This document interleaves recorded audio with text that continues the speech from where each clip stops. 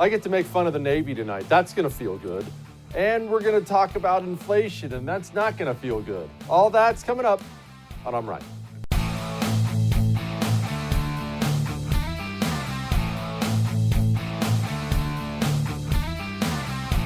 Welcome to I'm Right. I'm Jesse Kelly. It's time for This Week in Wokeism. Did you know the Japanese fired on American cities off the Pacific coast in World War II? Did you know there were places in New York City where you could look out and see German U-boats sinking American ships? A lot of people don't realize this. The Japanese actually invaded and took over American islands up in Alaska, and then we took them back. Why? Well, they crossed that vast blue thing you see on your map called an ocean. You and I are blessed. We are blessed to live in America. And I'm not doing the normal, Ray, USA thing, although we should do more of that. I'm not doing that. I want you to understand how blessed you are to be here. You see, America is more than just limited government, place based on Christian values. That's what our law systems are based on, which whether you're a Christian or not, whatever you believe, you want to live in a society like that.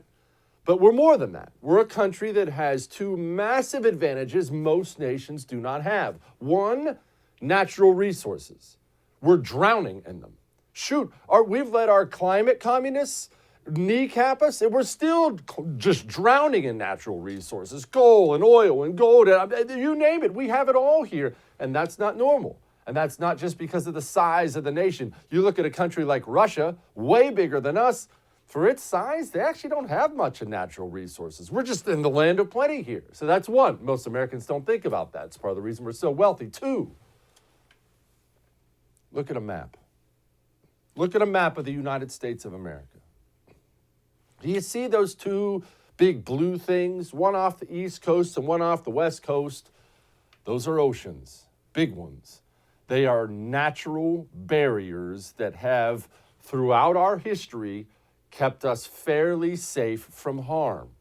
Now, I already brought up World War II, but things like the War of 1812, the Revolutionary War. We've actually had American cities burning, women and children dying. Why? Because naval vessels from opposing nations were able to get by our Navy. You and I have taken for granted for a long time because it's all we've ever known. It's not our fault. All we've ever known is the safety of having two big oceans there protecting us and the world's greatest Navy keeping us safe. I am a Marine. It pains me to give the Navy any credit. Believe me when I say that, we have to have a strong Navy. Even our founding fathers who believed in tiny, tiny standing armies, they thought they were a danger to liberty, that they were all about the tiny military life. Even the founding fathers knew America must have a strong Navy. We simply must. You understand what it means if we don't have a strong Navy, right?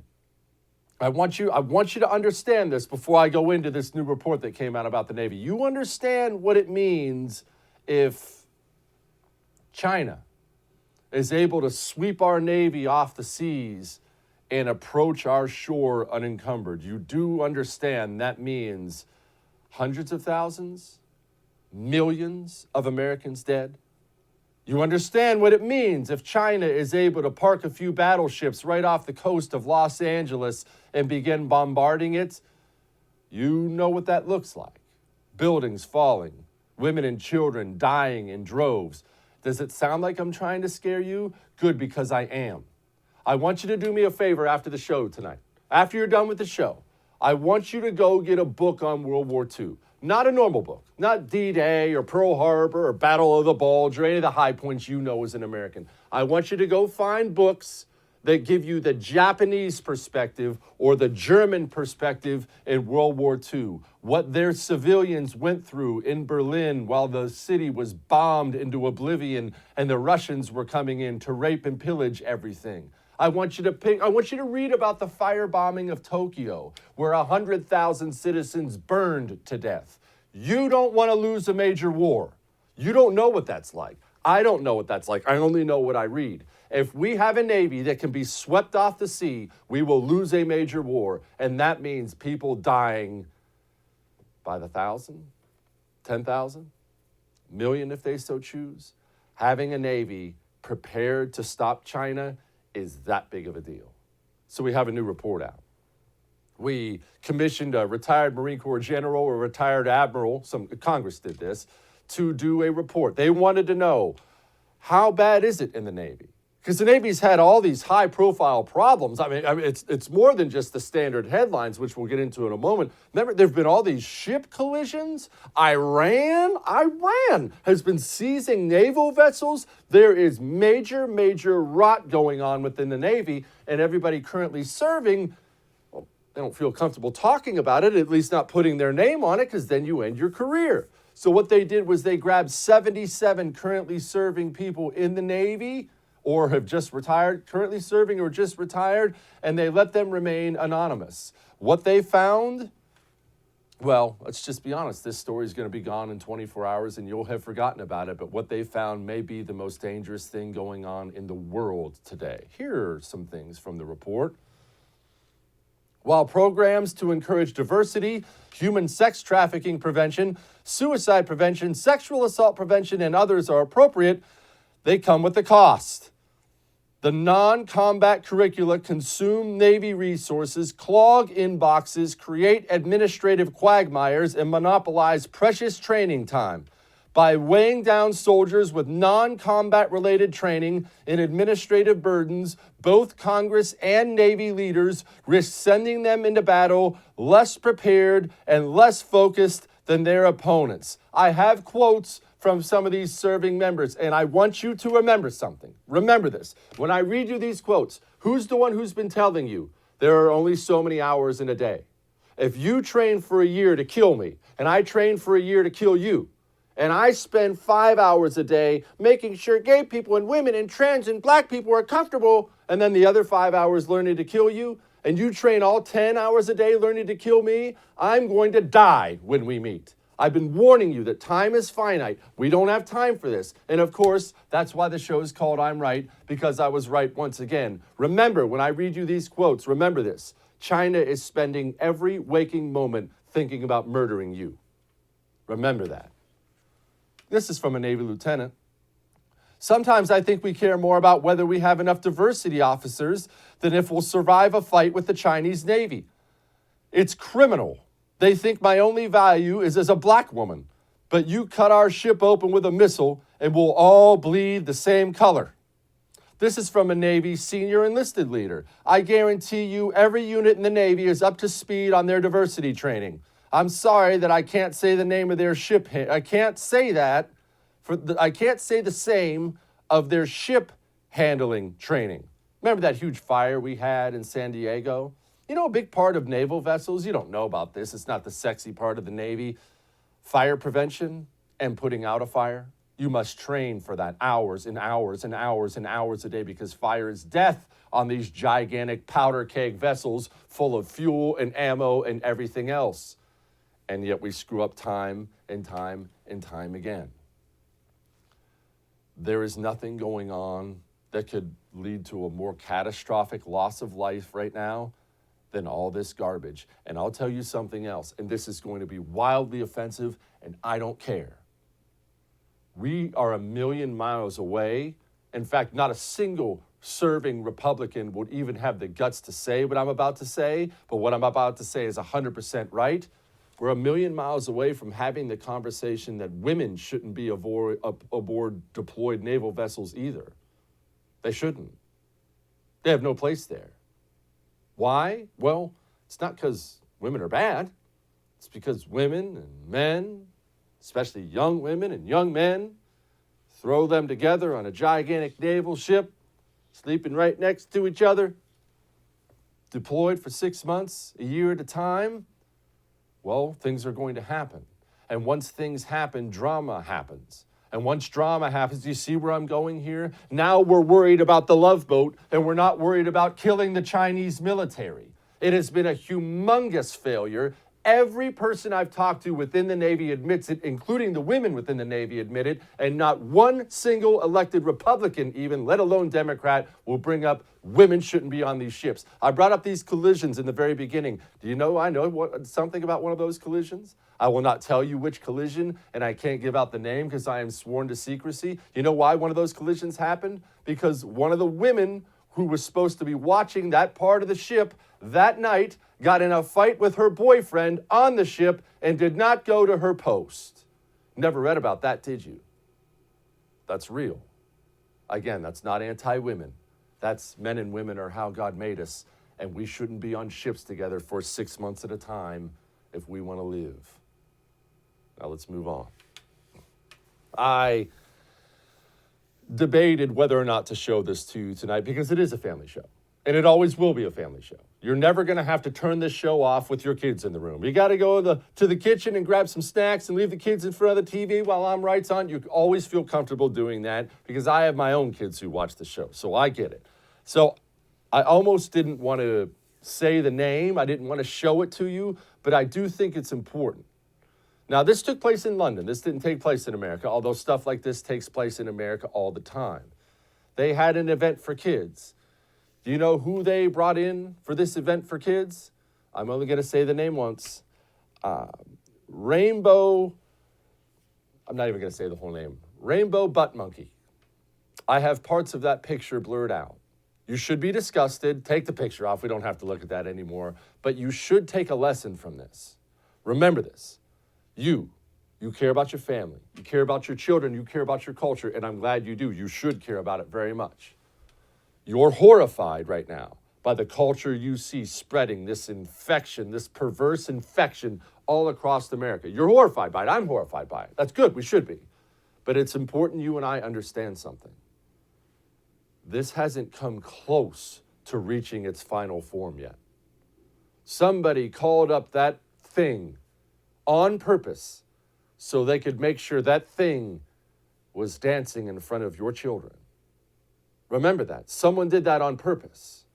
These people are not stopping. They're not slowing down. They're not looking in the mirror and saying to themselves, I think we've gone far enough. They are full speed ahead. We are in that kind of a serious culture war right now. We had better start engaging a lot and we're going to have to be more forceful about it. Oh, remember what I've been telling you about universities? Maybe you should stop sending your kids there? Well, you tell me. Do you want to send your kids to Penn State? Bro, how's it feel knowing that push comes to shove, like your skin's kind of nice? I don't know. I mean, it makes me feel like sad because, like, God knows I don't deserve it. You know what I mean? Like, I didn't choose to be white, so like, you know what I mean? Like, it makes me upset that, like, you know, my brothers and sisters of like other races can't like experience those things for something that I didn't like. You know, I didn't do anything to like deserve that. You know what I mean? So like, I don't know. It just makes me upset. So this is the problem with white people. The question then becomes is what should we do? So there are all sorts of white people sitting, Sean. Yep. There are all sorts of white people sitting out here in the class right now saying, so what should I do? You're going to spend 20, 30 grand a year and send your kids to that? So you can brag to your neighbors, my son goes to Penn State. Or are you going to find a different route? All that may have made you uncomfortable, but I'm right. We got a great show for you tonight. We got a bunch of inflation talk tonight. Don't worry, I'm not going to nerd out. I won't nerd out on it, but it is important we find out exactly how bad the dollar's taking a beating. It's going to be a blast tonight, but first, are you stuck in a timeshare? Did you get a timeshare and can't get out of it? If you did, you're not alone. I want you to understand this happens to so many people. There are so many of these timeshare companies that are scummy. You're far from being alone. And you have help, real help. Newton Group Transfers is out helping people like you. You have to pay $5,000. Oh, we'll let you out in maybe 10 years. Call back next year when the boss is in. You don't have to deal with this runaround anymore. You have one phone call to make. call 888-84-JESSE. That's 888-84-JESSE. Or you don't want to talk to someone on the phone, that's fine. Go to timesharejesse.com. That's timesharejesse.com. Newton Group is helping people just like you. You are not stuck in that timeshare. Help is on the way. Call Newton Group today. We'll be back.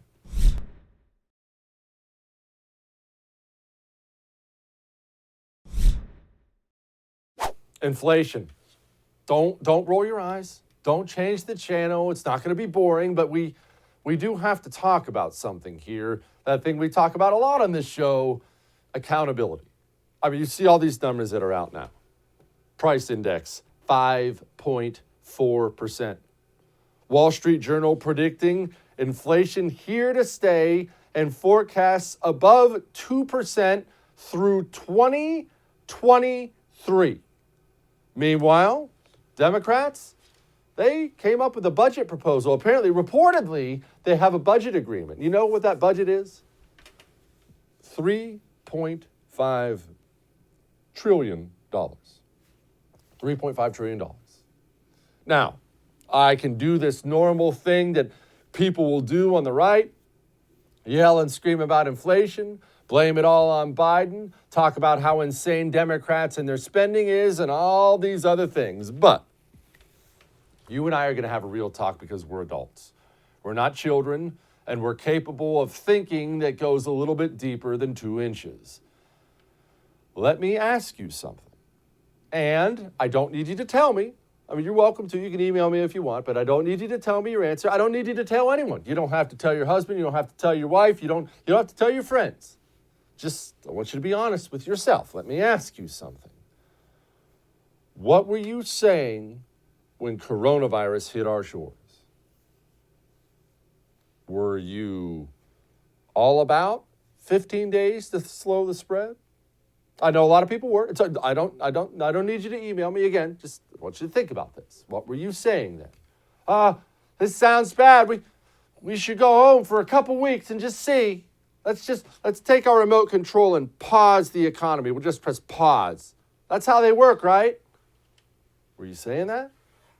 And then coronavirus was going along, and since 15 days to slow the spread was so popular, they just kept telling people, well, another month.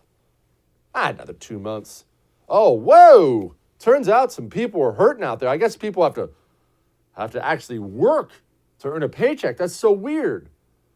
Were you one of the people pushing for Congress to pass these massive stimulus bills? Were you? You know, they were printing trillions. Revenues weren't coming in because they stopped the economy. And then on top of the printing trillions, just pass stimulus bill after stimulus bill because we want to be compassionate, right? That's the nice thing to do. Let's send everyone a check, of course. Oh, whoa, that unemployment isn't enough. Let's raise those rates too. Let's pay everybody. Let's just pay everything. And keep that printing press going. We need trillions into the economy.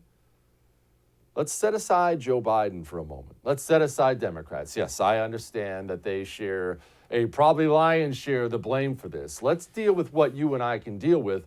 Let's deal with you and I. What were you saying back when the big scary virus came? If you were all about that lockdown life, and you were all about the pass this bill and pass that bill, and Republicans need to be nice and generous, and if you were all about that, then I don't want to hear your complaints about inflation. Inflation doesn't come because of what happened yesterday. Things lead up to inflation. There are laws in economics. Laws, not theories. You cannot print unbacked currency like that at that level and expect anything but inflation. Of course we have inflation. Why do we have inflation? Because we are a panicky, spineless nation who ran home and hid under our beds and told the government to pass stimulus bills when a new virus hit our shores. I'm mad about inflation too. I got to pay grocery bills same as you do. Fill up my car with gas. I know.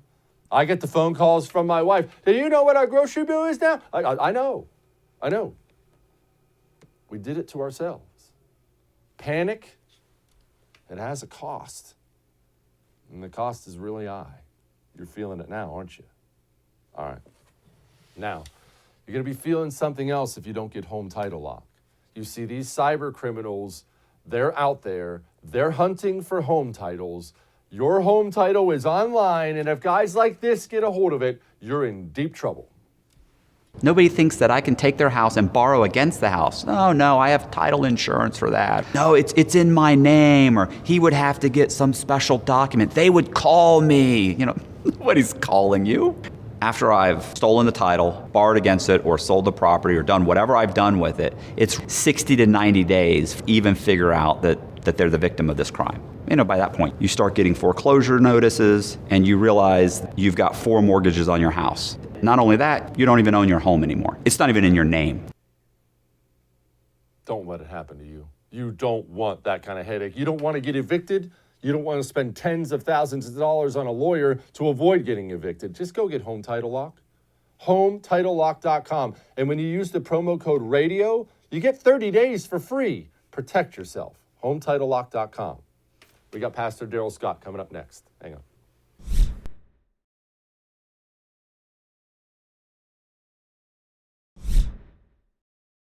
Joining me now, one of my favorite guests, Pastor Darrell Scott. He's the author of the book, Nothing to Lose, Unlikely Allies in the Struggle for a Better Black America. Pastor, I'm going to play you this video of Joe Biden. He made these stupid Civil War comments yesterday, and I'm going to play it for you and everyone else. I'm sure you've seen them. And it got everybody mad. But really what it told me is there's just a bunch of children writing Joe Biden's speeches in the White House. Look at this.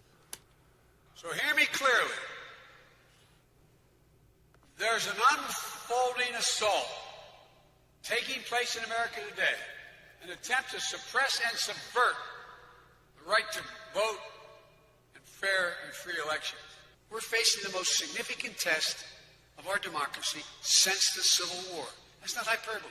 Since the Civil War. The Confederates, back then, never breached the Capitol, as insurrectionists did on January the 6th. Oh my gosh, Pastor, honestly, I hear a 20-year-old sociology student there, and that's all I hear. Am I off base? No, you're not off base at all. But to be quite honest, we have to give what Joe says a little credence since he was alive during the Civil War. That's not Hey, right, Joe, Pastor. That's not right. What, if I'm not mistaken, was it the War of 1812 when they actually burned the White House? Yes, Joe it was. alive. It was the War of 1812. Joe should have remembered that too. He was alive.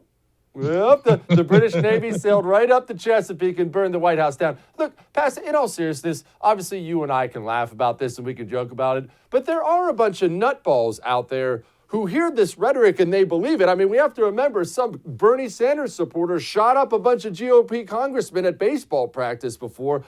Is there no self-awareness on the left that maybe we should dial down the racist, Nazi, Confederate talk just a touch?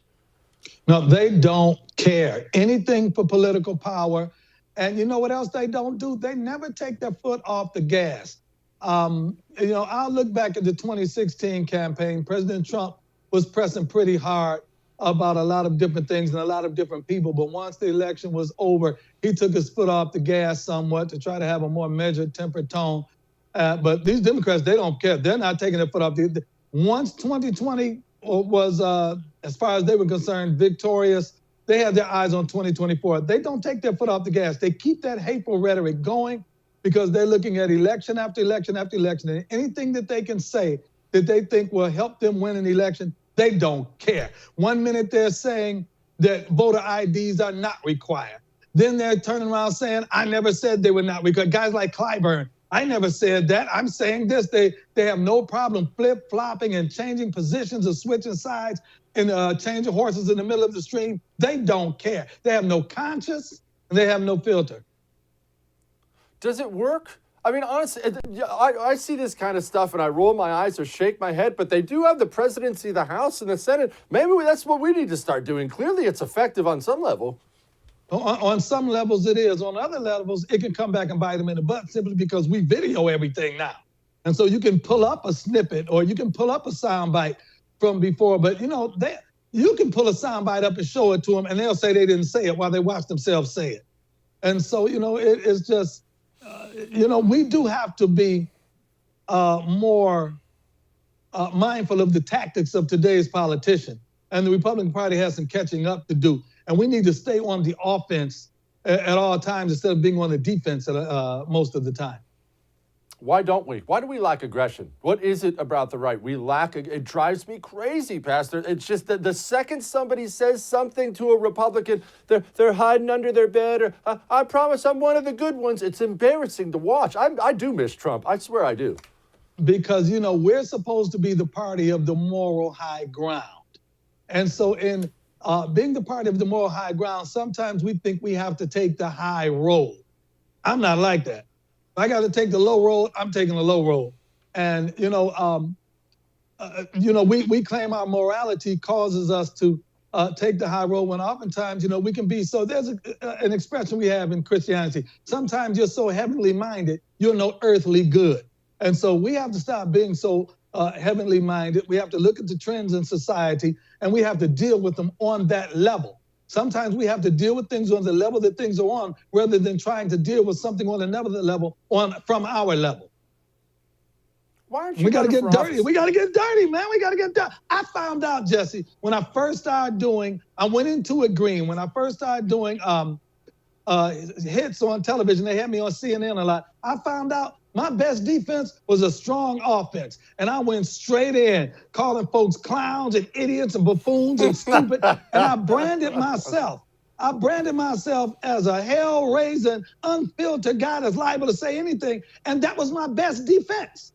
The fact that we don't know what type of offense this guy's going to take. And you can't get in there and just kick him around like that. And we need to stop allowing them folks to kick us around and be as strong in and more blunt in our statements and just taking a strong stance against stuff.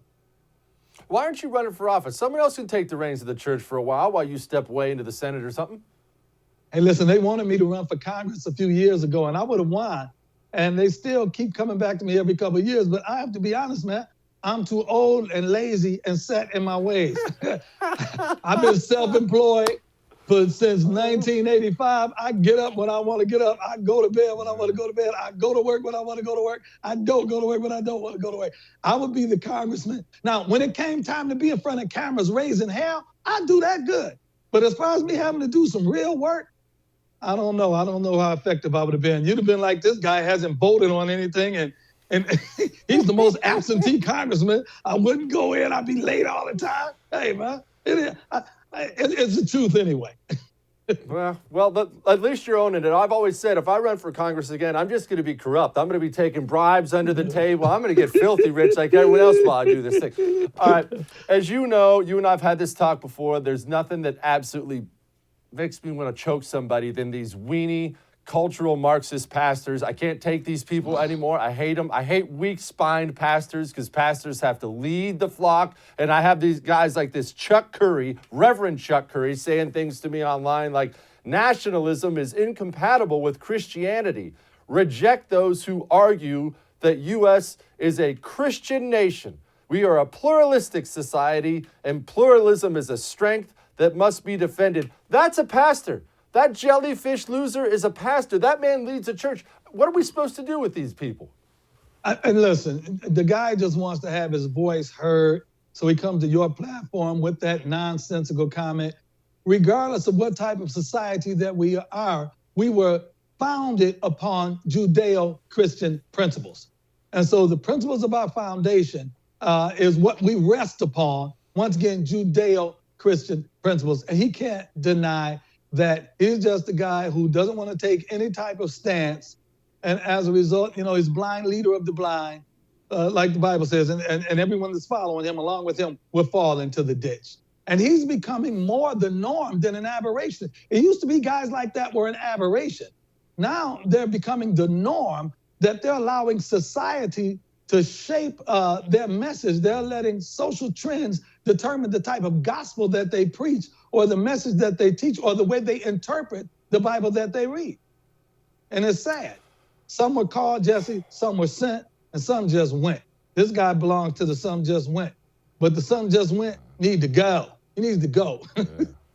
Amen. Pastor, I know you're close with President Trump. I know you are. And I know, obviously, if you had your druthers, he'd be president right now. Yeah. But that said, because he's more than just a president, he's a friend of yours. Do you want him to run again? Man, I don't. I want him to go to the beach with Melania and sip Mai Tais, virgin Mai Tais in Trump's case, and go golf and stuff like that. I don't want him to go through it again. If I could think of a better candidate than him, then maybe I wouldn't want to. But what I do want him to do is, and I understand why he's not doing it, and he's actually doing it very subtly, but we got to hit the ground and start campaigning now. Even though he's doing it in such a way that he doesn't have to be subject to campaign restrictions and regulations and different things like that. But right now, yes, today, I would like him to run again. I would like him to be president again. A couple of years from now, we'll see. But I just don't see a stronger candidate than him right now. He's like the Dark Knight. He's what Gotham needs right now. Yeah, maybe so. And America Darrell under Scott, Biden is turning into Gotham City. We're turning into Gotham City under Biden. Yeah. Well, I don't even think Biden would qualify as one of the decent Batman villains, but that's another story entirely. Pastor Darrell Scott, thank you so much, sir. All right, great. But I'll call him Two-Face. He's hardly Two-Face. That's fair. All right. All right. Listen, your holster, it's not something that just sits there. Your holster actually has to perform. Why do I, look, if you ask me whenever you see me and you want to see what I carry, everything I carry, my mag carriers, my holster, everything is Northwest Retention Systems. Because I learned a long time ago, and I learned the hard way, you either go out there and get quality or it can get you killed. Northwest Retention Systems is not big box store, bulk made stuff. It's all custom made gear. And they still have the coolest designs in the business. I mean, really, really, really cool designs. Carry quality. I only carry Northwest Retention Systems. Go to nwretention.com. Check out all the cool gear they have. Check out their best-selling Scout chest holster, by the way. I think you'll enjoy that. nwretention.com. Make sure you use the promo code Jesse when you get there for 10% off. We'll be back.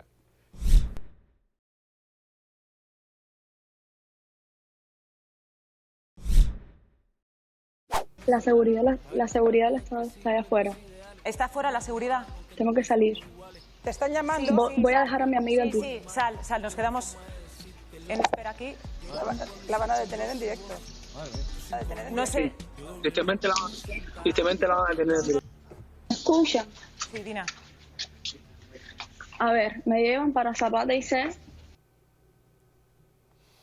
What you were seeing there can be a little tough to make out as an independent Cuban journalist detained by the dirty communist scum right there on live TV. Joining me now to talk about that is the host of the Follow the Prophet podcast, David Grasso. David, Cuba's not messing around. I'm actually surprised they would take that step on TV knowing the word would get out. Why do they feel so bold? Well, it's really interesting. If we step back 3 years ago, I was really surprised to see social media allowed in Cuba. Cuba is one of the last hardline communist countries remaining on the planet. And I was really surprised to see my cousins and extended family on Facebook, Twitter, WhatsApp, and Instagram. And I think what we're seeing is finally letting the genie out of the bottle. And now the government's lost complete control over time. David, obviously China came out and they stands ready to work with Cuba, and China's foreign ministry is blaming us and things like that. So setting aside stupid propaganda pieces like that, how big are these protests? That's the question I get most. I've been drowning in these questions for 24 hours. People don't know. Is this a little street thing that's going to be gone in a day? Is the government going down? How big are they? They're very big. Whether they'll take down the government or not remains to be seen. The last time we saw protests this big in the 6 decades of the Castro regime, and now they have a new president that's basically handpicked by Raul Castro, who is, of course, Fidel's brother. We haven't seen protests this big since 1994. If you go back to 1994, they were struggling economically just like they are now because the Soviet Union fell and they lost their free money from global communism. And we're seeing much of the same thing today. They tried to de-dollarize the economy, which is, of course, has severe economic consequences. And the pandemic is really taking a toll on the Cuban economy, which is very dependent on tourism. But back to your original question, it remains to be seen whether this will take down the government. But this is definitely much bolder and much more widespread than anything we've ever seen in the past 6 decades in Cuba. What does de-dollarize the economy mean? What were they trying to do? It's very simple. Every time the government runs out of money in Cuba, they just pick up all the money. And they're literally looking to pick up all the foreign exchange. It's actually very, very common. And to us, it's a very foreign idea, right? Like, we'd probably be out in the streets if they suddenly changed the currency on us. And that's exactly what you're seeing, right? If suddenly your bank account, they were like, oh, you can no longer have dollars. You're going to have, I don't know, pesos, we'll call it, whatever you want to call it. They had 2 different types of currencies in Cuba, right? They had one that was preferable to the other, and they got rid of the preferable currency. At the same time, they asked everyone not to hold dollars anymore, but open these stores with a bunch of merchandise that most Cubans don't have access to, and demanding a new type of currency for those stores. So a lot of inside baseball here, but bottom line is they picked up all the dollars, they outlawed dollars, and in the last year, the Cuban economy has shrunk by 11%. That's nearly an economic depression. So you can imagine just the shortages, how hard life is, how hard it is to get food, fuel, and just the basic necessities of life. What is the Cuban economy? Obviously, all I know is the past. I know they were you say they still are. I know they were a huge tourist destination. It's supposed to be basically paradise down there. I know sugarcane was huge. Is that still the kind of thing they do? How do they make money?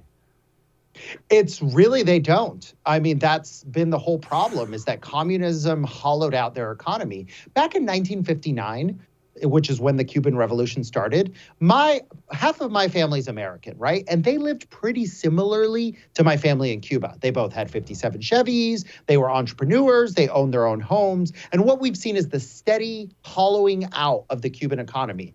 Cuba was the world's largest sugar producer. Now they import sugar. They import 70% of their food. Their tourism, which right now is almost completely closed because of COVID, is the only way they have access to dollars. And they used to benefit from Venezuela's largesse. Of course, Venezuela is a similar regime, but has access to oil dollars. But Venezuela has been collapsing as well, and they've cut off their help to Cuba. So this is just dollars and cents. The government doesn't have enough money to keep the lights on, literally, so the people are rebelling. David, I want to play you something I'm sure you've seen. Here's the head of our DHS. The time is never right to attempt migration by sea. To those who risk their lives doing so, this risk is not worth taking. Allow me to be clear. If you take to the sea, you will not come to the United States. David, I need you to explain that to me. It's one thing if we're stopping, Castro empties the jails. Everyone remembers that whole thing and tries to kick all those people to America. The people trying to escape this regime are not fleeing jail. They're fleeing communism. Our southern border's wide open. Why are we not welcoming, at least giving some asylum to these people who want freedom? Well, there's 2 ways to look at this. And may I remind your viewers that Alejandro Mayorkas was born in Havana. So you're looking at a Cuban-born guy say this. There's 2 ways to look at this, right? Until the Obama administration got rid of the wet foot, dry foot policy, which was the policy if a Cuban stepped foot on dry soil, which is really confusing and from the Clinton era, they would automatically be granted asylum. Well, that went away in 2017. So that was bad for individual people, including members of my family, but it was good in a different way. You know what it did? It took away that safety valve. Cuba used to export all their dissidents. Well, guess what? All those dissidents remained, and look what happened in a matter of 3 years. Cuba, the problem is that most of us have left. Most of you have been to Miami, and you've seen that we've done pretty well abroad. But unfortunately, our country has never changed because we're too close to Florida. So we're going on the 3rd generation here in the United States. We need some homegrown activism in Cuba. Of course, I agree with helping people escape if they need to, if their life is in danger, which seems to be the case. But it seems like the problem here is if people take to the high seas, there not only will be many deaths, but the Castro regime could seize the opportunity to do exactly what you said, which is empty their jails, get rid of all the dissidents, clamp down, and continue being in power. Yeah, I guess yeah. Here's what Heavy D had to say about it. If we're understanding the stakes, understanding why people are revolting, and we're siding with the Cuban people, you could probably get a lot of the policies right at that point. If you go into it thinking that they're upset about a vaccine shortage or they're upset that there's not enough groceries in the store, but they just want the regime to change a few things around and kind of rearrange the deck chairs on the Titanic, if that's what you think, then you clearly have no hope of getting a favorable outcome here. What do they want, David? What do they want? Do they want freedom? Do they just want food? I'm trying to gauge what kind of movement we're dealing with here. I mean, I think the immediacy is food, right? But I think they want the opportunity to economically empower themselves. You know, since social media came about, my cousins see how we live, and you can't put that genie back in the bottle. Of course, democracy, liberal democracy in the sense of, the political word, right, is what everybody wants. That's the gold standard, right? We want our voices to be heard. We want freedom of expression. We want the freedom to travel. I think primarily, as you call him, my governor, the big D is right. They want economic freedom, and they are just rearranging the chairs on the deck of the Titanic. The system simply does not work, and there is no way around that. There's no sense of rhetoric that can get around the fact that the Cuban system is a failed system, and even countries such as China have moved on from this failed system and understand the need for some level of free markets. Yeah. David Grasso, tell me about the Follow the Prophet podcast.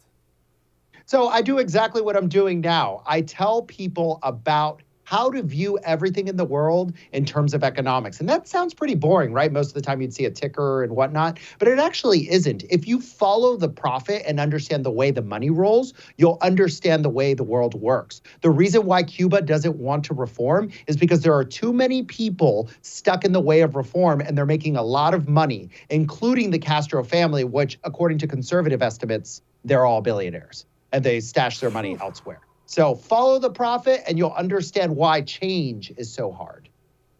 How many people are running Cuba? Is there one guy at the top, Central Communist Committee? How many people are really holding power there?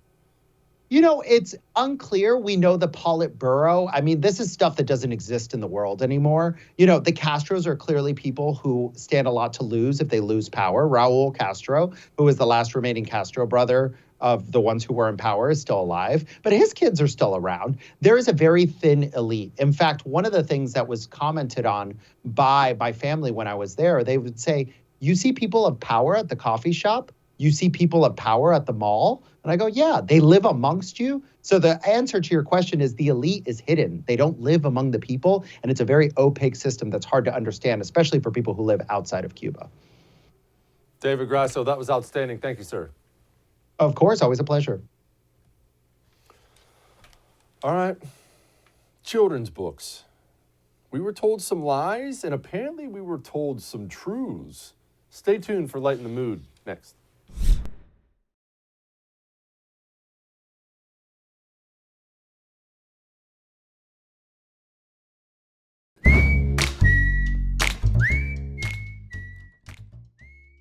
All right, that's enough of that muck for tonight. It's time to lighten the mood.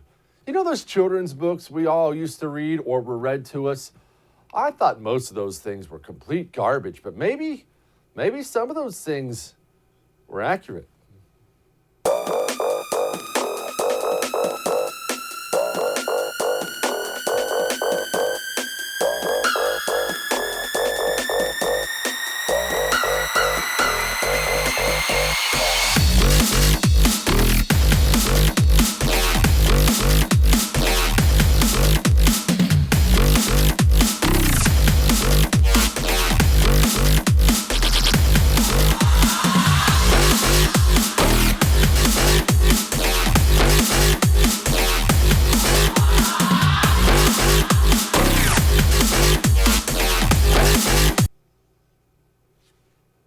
There you have it.